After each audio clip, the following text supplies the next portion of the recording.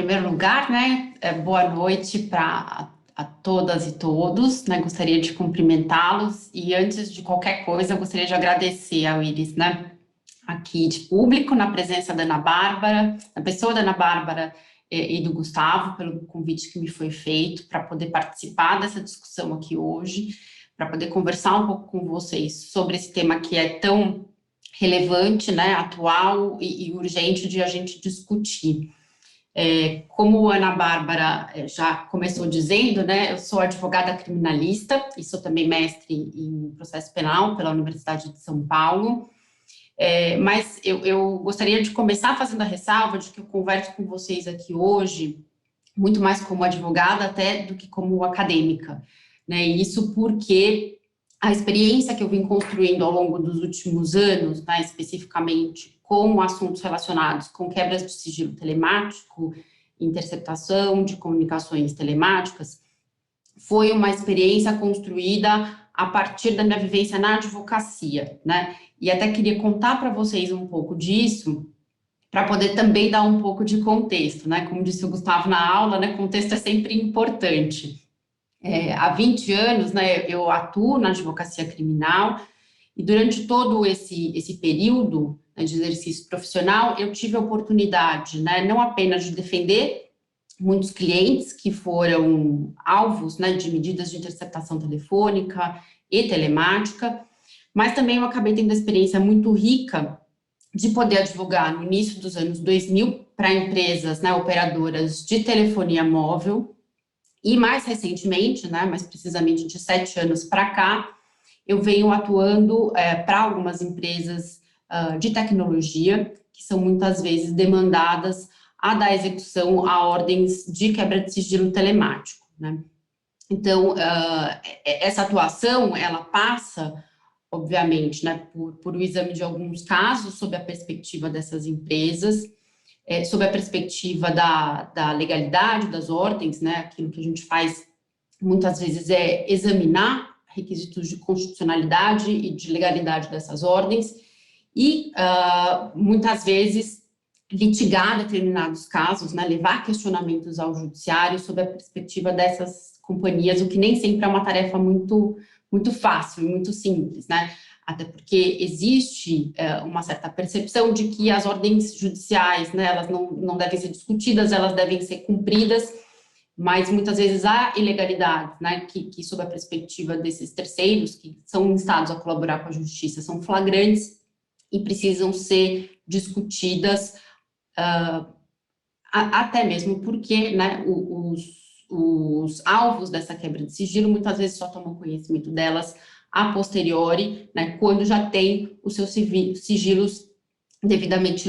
levantados, muitas vezes de forma indevida, né? Então, essa vivência na advocacia criminal, ela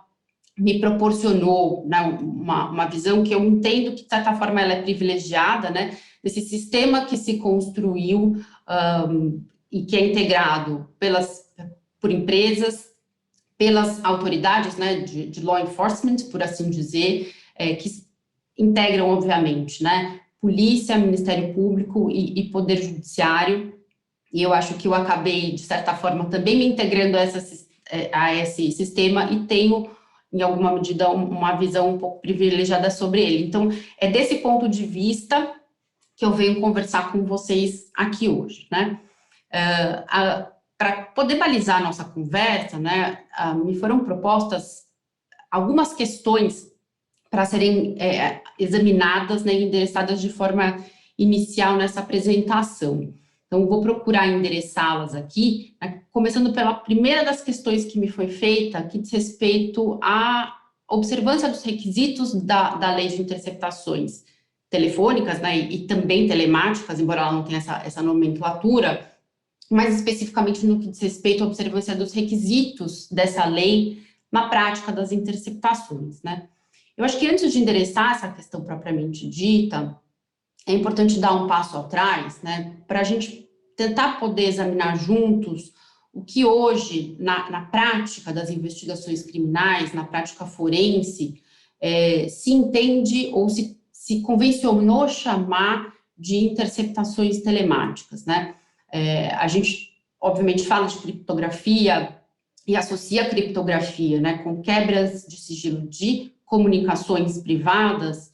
mas as interceptações telemáticas, elas podem ser chamadas, por assim dizer, de uma categoria mais abrangente, que abarca, né, não só o acesso às comunicações propriamente ditas, mas a outros dados, né,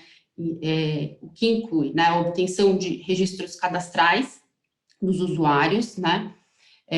assim como o afastamento do sigilo, né, dos registros de conexão à internet e aos acessos às aplicações de internet, né, são registros que são conceituados pelo artigo 5º, nos incisos, né, 6 e 8 do artigo 5º do Marco Civil da Internet, e que são tratados e nomeados, né, na lei como conjunto de informações referentes à hora de início, né, e término de conexões, ou a data e hora de uso de determinadas aplicações de internet, em conjunto com a informação sobre o IP, o Internet Protocol, que é utilizado pelo terminal que se conecta à rede, né? A disciplina do afastamento de sigilo desses registros, né, ela é contida no artigo 22 do Marco Civil da Internet, e então ela compõe um aspecto desse conceito maior, por assim dizer, que são as quebras de sigilo telemático. Em conjunto, né, com a obtenção desses dados, né, também integram essas chamadas quebras, né, os afastamentos de sigilo de comunicações eletrônicas, que são disciplinados, né, na forma da Lei de Interceptações, na forma da Lei 9296, que também encontram disciplina no artigo 7º, tá, inciso 3 do Marco Civil da Internet, e no artigo 240 do Código de Processo Penal. E além desses, né, a gente também tem abarcados por este conceito, por assim dizer, um afastamento de sigilo de outros conteúdos privados armazenados pelos usuários, que são conteúdos que passam, né, dados que passam desde contatos, né, que possam ser armazenados em nuvem, até dados de localização, fotos, toda sorte de conteúdos que possam ser armazenados e gerados a partir, né, do uso de determinadas aplicações da internet, né. O acesso a esses dados, ele, em geral, encontra fundamento no artigo 240 do Código de Processo Penal, que disciplina as medidas de busca e de apreensão, né. Então, como eu estava dizendo inicialmente, a questão da criptografia, né, e das quebras de criptografia, ela é mais comumente associada, né, com as quebras de sigilo de comunicações telefônicas e com o uso da criptografia para proteger o sigilo de comunicações telemáticas, né, comunicações eletrônicas, é mais comumente associada com a proteção dessas comunicações que encontra a guarida no artigo 5º, inciso 12 da Constituição, e que tem a sua exceção regulamentada justamente pela Lei de Interceptações, né, que é a Lei 9296. Não raro, né, as quebras de sigilo de comunicações são tomadas como sinônimos, né, de interceptação telemática. Mas isso não é 100% verdadeiro, e aqui eu acho bastante importante a gente fazer uma distinção. Quando a gente fala, né, em quebras de sigilo de comunicações eletrônicas, a gente está falando de duas coisas, na verdade, né? A gente fala, em primeiro lugar, de interceptações telemáticas, propriamente ditas, né? E, em segundo lugar, do acesso a essas comunicações no momento em que elas se tornam comunicações já armazenadas. E acho bastante importante fazer essa distinção, porque, na prática jurídica, há tratamentos legais diferentes para uma e outra forma de acesso, tá? O que se entende no judiciário e até mesmo, né, entre as autoridades, as demais autoridades incumbidas da persecução penal hoje, por interceptação telemática, né, é o monitoramento, né, o acompanhamento em tempo real do fluxo de comunicações eletrônicas. E isso se convencionou fazer, na maior parte das vezes, né, por meio daquilo que são as chamadas contas espelho, né, que são contas que vão emular a conta do usuário daquela aplicação, que vão espelhar por meio de algum mecanismo que, obviamente, pode variar de empresa para empresa, né, que está colaborando com o judiciário na execução dessas medidas, mas que vai ser, de certa forma, disponibilizado para que as autoridades encarregadas da investigação possam ter acesso, né, num formato que é praticamente idêntico ao formato da própria caixa do usuário, as mensagens que vão sendo enviadas e recebidas por aquele usuário no período da interceptação, né, no período em que a medida acontece. E esse período, ele é um período limitado, em princípio a 15 dias, renovável, né, por sucessivos períodos de 15 dias, desde que, para tanto, o judiciário emita novas ordens judiciais que sejam devidamente fundamentadas, indicando a necessidade de se continuar monitorando essas comunicações. O acesso às comunicações armazenadas, por outro lado, né, ele passa pela obtenção, pelo levantamento do sigilo dessas comunicações, uma vez que elas já estejam devidamente recebidas e, portanto, arquivadas, né, nas caixas de mensagens, que vão estar, por sua vez, né, dispostas e armazenadas nos servidores das empresas, ou uma vez que elas estejam armazenadas nos próprios dispositivos móveis, que podem vir a ser apreendidos, né, com ordem judicial. Então, justamente, essa distinção, ela é importante, porque, embora nós estejamos falando do acesso ao mesmo conteúdo, né, em momentos diferentes, o tratamento que polícia, Ministério Público e Judiciário acabam por dar a esses acessos, ele é diferente. E o Judiciário hoje, né, e no Judiciário hoje, tem prevalecido o entendimento de que os requisitos da Lei 9296, eles têm aplicação restrita ao monitoramento das comunicações em tempo real, né? Isso sob o entendimento de que a proteção às comunicações, ao sigilo das comunicações assegurada, né, no artigo 5º, inciso 12 da Constituição, ela se incide sobre o fluxo das comunicações e não sobre as comunicações enquanto registros, enquanto algo que já está armazenado. Faço aqui a ressalva, depois a gente pode conversar mais detidamente sobre isso, de que eu não necessariamente concordo, né, com esse entendimento, mas preciso dizer que esse é um entendimento hoje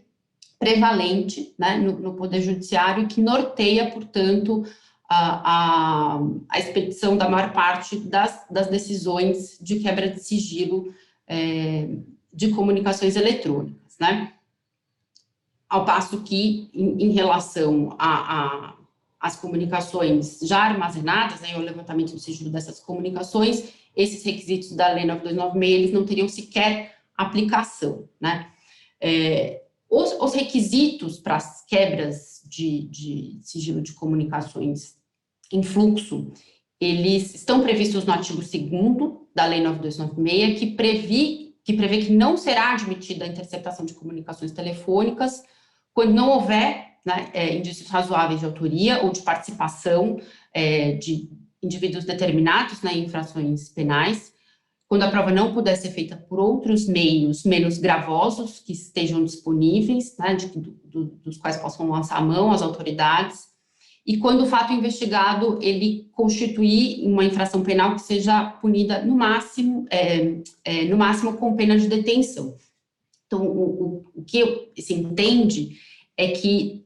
esses incisos, né, notadamente o inciso 2 e o inciso 3, eles refletem em termos normativos, legais, né, critérios de proporcionalidade que têm que ser examinados, né, em cada uma dessas quebras de sigilo.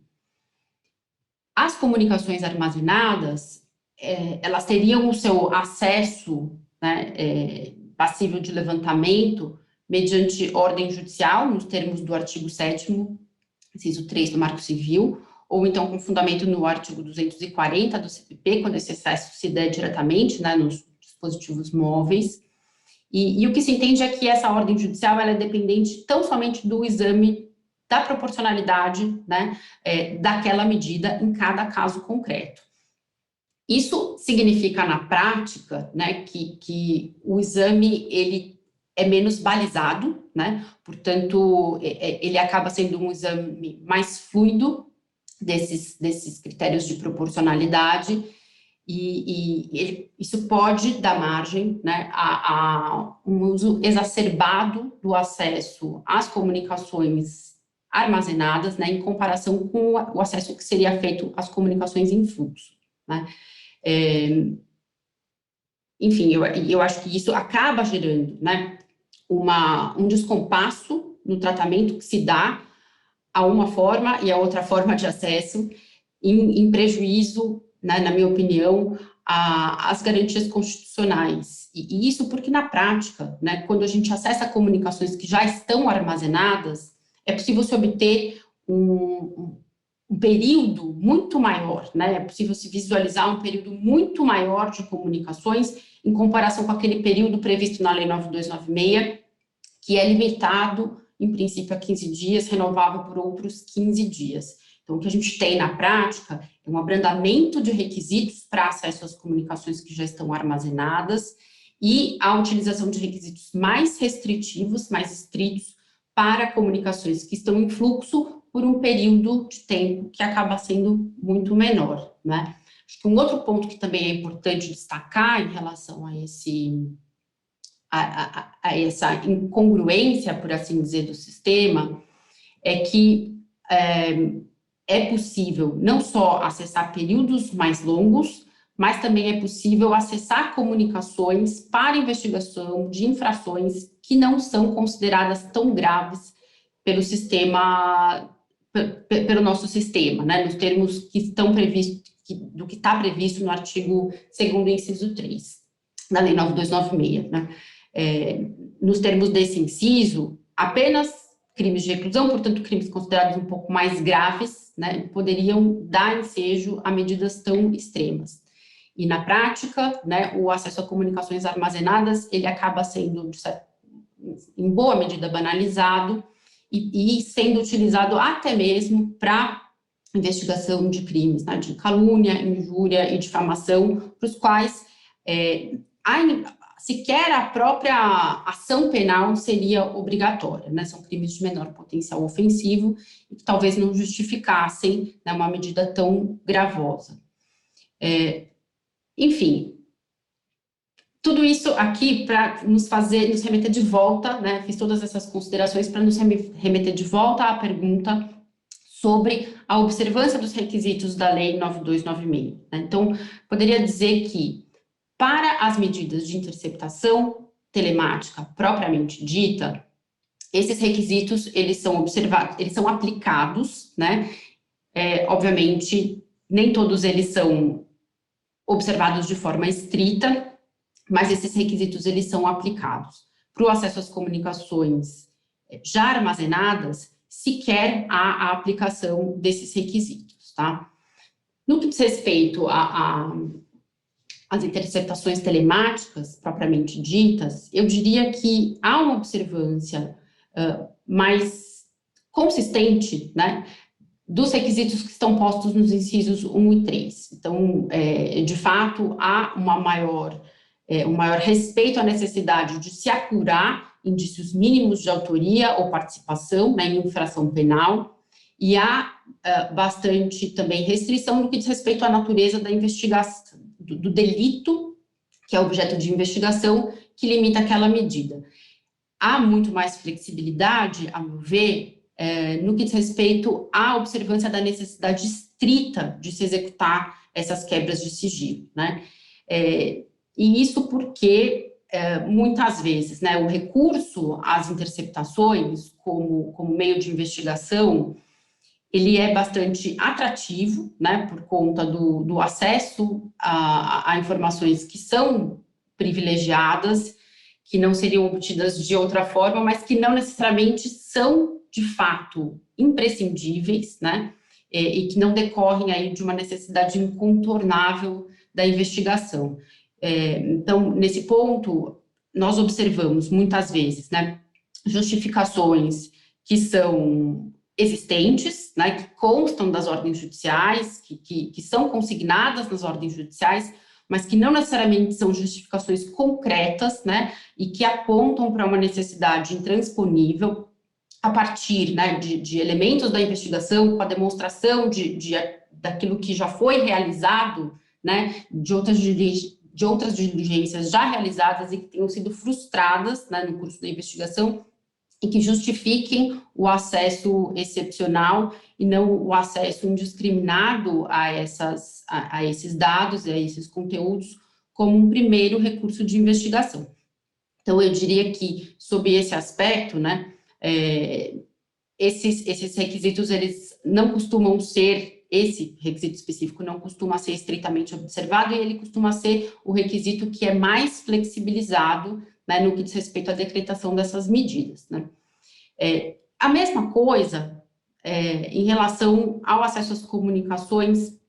armazenadas, né, embora não haja uma observância estrita do artigo 2º da Lei 9.296, a necessidade intransponível de se obter esses conteúdos como decorrência da aplicação do princípio da proporcionalidade também tem que ser observada, e não raro a nossa percepção é de que isso é extremamente flexibilizado, tá? Então, assim, essas são considerações iniciais, né, para endereçar essa primeira questão que foi formulada. Em continuidade, né, as questões que me foram feitas, uma delas diz respeito à relevância, né, que nesse contexto a criptografia das comunicações teria para o insucesso, né, das autoridades na investigação de crimes, né, e em continuidade, né, sobre as formas que a gente vislumbra de se fortalecer autoridades investigativas, né, na produção de provas digitais, sem que a criptografia de comunicações tenha que ser fragilizada, né, fragilizando também, consequentemente, os direitos dos cidadãos. Bom, eu faço aqui também já uma ressalva logo de largada, né, como advogada, eu não consigo mensurar, né, de forma precisa qual é o peso que a criptografia tem, de fato, no insucesso dessas investigações criminais, e até me arrisco a dizer que talvez nem os próprios órgãos de persecução criminal consigam ter muita clareza sobre isso, né? E é claro que, assim, como advogada, eu não tenho condições aqui, né, de examinar de forma absolutamente exaustiva quais que são todos os fatores que contribuem, que interferem, né, para a eficiência ou ineficiência das investigações, dos trabalhos de polícia judiciária, mas eu consigo entender que esses problemas, né, e esses insucessos passam por algumas questões, né. Em primeiro lugar, eu entendo que por problemas, assim, de própria estrutura, né, das polícias, né, o que compreende, né, muitas vezes, a inexistência de recursos, né, materiais e humanos, né, que sejam disponíveis para a realização bem-sucedida das investigações. Eu acho que há também, né, problemas com a própria capacitação, tá, dos agentes e das agências para conduzir essas investigações que passam pela coleta e pela análise de dados digitais, sem contar, né, sem mencionar aqui fatores específicos de cada uma das investigações, né, que individualmente podem gerar graus exacerbados, né, de dificuldade na condução de determinados casos, né. E eu acho que por tudo isso é praticamente impossível que a gente atribua um peso único para o fator criptografia no insucesso das investigações, mas eu tenho, muitas vezes, a percepção de que há uma tendência em se hiperdimensionar esse peso, né? E nesse ponto, faço algumas considerações, né? Em primeiro lugar, como advogada, eu tenho a percepção de que, em muitos casos, né, os pedidos, representações das autoridades policiais, assim como as ordens de quebra de sigilo, elas têm um caráter que ele é de certa forma, prospectivo, exploratório, né? Não parece haver, muitas vezes, né? Faço aqui essa ressalva muitas vezes, não é sempre, né? Mas muitas vezes parece não existir, por parte das autoridades encarregadas das investigações, uma clareza, uma nitidez sobre a efetiva necessidade de se obter determinados dados para conduzir a investigação em uma direção ou em outra direção, né? Então, não raro, nós percebemos que as representações policiais pelas ordens de quebra de sigilo telemático, elas tomam por base, né, todos os serviços que as empresas provedoras de aplicação de internet oferecem aos seus usuários, e a partir daí é possível que se extraia uma lista, né, bastante vasta de todos os dados que podem ser úteis para uma determinada investigação, sem haver muito escrutínio prévio sobre aquilo que de fato seria útil e essencial, né, para o desenrolar daquela investigação. E nesse contexto, né, tudo que é potencialmente útil e tudo que em que tudo é potencialmente útil, em que tudo é potencialmente necessário, eu entendo que fica bastante difícil aferir qual é o peso efetivo, né, que a comunicação que é encriptada teria no desfecho daquela investigação. Então, me parece que muitas vezes, né, há um peso retórico, né, em cima dessa pretensa, ou desse pretenso insucesso das investigações pela falta de acesso às comunicações que estão criptografadas, mas não há clareza sobre a efetiva necessidade de se obter esse dado para o prosseguimento da investigação, né? Em segundo lugar, eu queria dizer que há, da minha parte, né, assim como de outros advogados que atuam no setor, a percepção de que há um certo subaproveitamento de outros dados que podem ser obtidos, né, não necessariamente com a quebra de sigilo de comunicações privadas, estejam elas criptografadas ou não, né. Nesse aspecto, os chamados metadados, né, da comunicação, que incluem ali os números de IP, data, hora, tempo de conexão, quais as aplicações que estavam sendo utilizadas, muitas vezes podem ser dados extremamente úteis, né, para o desenrolar e para o desfecho de uma investigação, se esses dados puderem ser analisados em contexto, né, o que muitas vezes não acontece. E aí, isso me conduz a uma outra consideração, que a percepção de que também muitas vezes, não é sempre, né, não é com todas as autoridades, a gente não está fazendo generalizações de forma absoluta, mas dizer de que muitas vezes